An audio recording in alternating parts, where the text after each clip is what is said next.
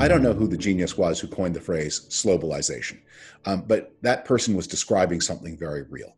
Between 1990 and 2010, world trade grew faster than world output. Between 2010 and 2020, world trade grew slower than world output.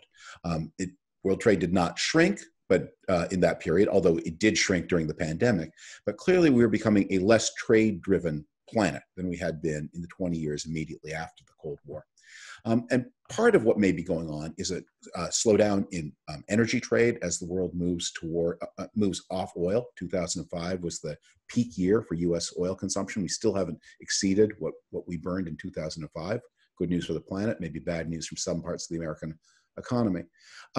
But as this era of globalization is inviting Americans to turn more and more inward. And in many ways, the Trump presidency was a manifestation of an America that just seemed to care less about the rest of the world.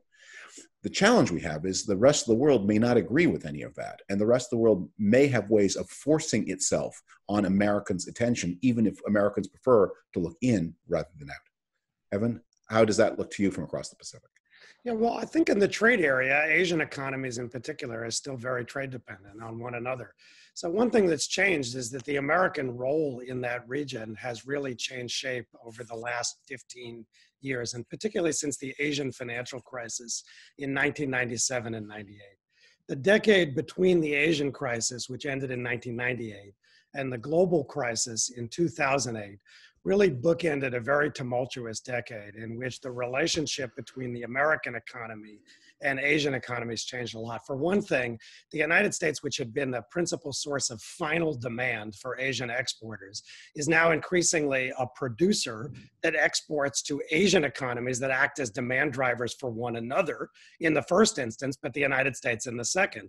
So you do have constituencies in the United States, farmers and ranchers, for example, that export pork for Asian tables, or energy producers that export natural gas for Asian power plants, or soybean farmers that export beans for animal feed.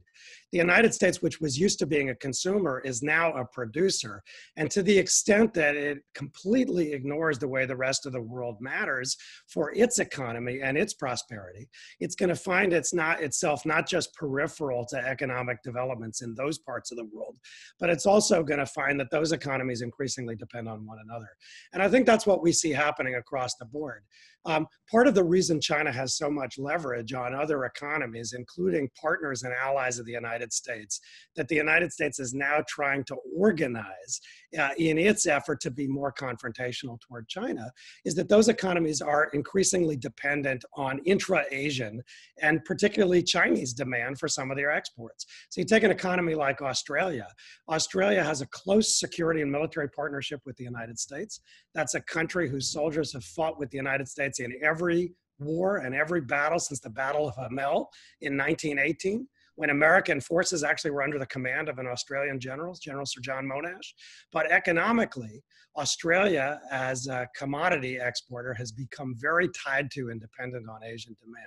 So I think, to your point, the United States ignores the rest of the world at its peril, because it's going to find first that there are strategic implications to its economic withdrawal. But second, trade has been part of American influence and power around the world. And the United States can't have a presence in strategic regions unless it also thinks itself not just as a security player and a security provider, sailing boats and flying airplanes around, but also as intrinsic to the economic future of large swaths of the planet. And so that's what I worry about, as I see the United States fading in that sense and having a debate that's really disconnected from the ones we see in other parts of the world, which is one reason that even after the US withdrew from the TPP, for example, you've seen other countries continue to forge trade agreements with each other, working around and beyond the United States. The United States will also be a borrower on a scale never before seen in its peacetime history, much of that borrowing done from Asia. Let's pick up that in the third of our segments.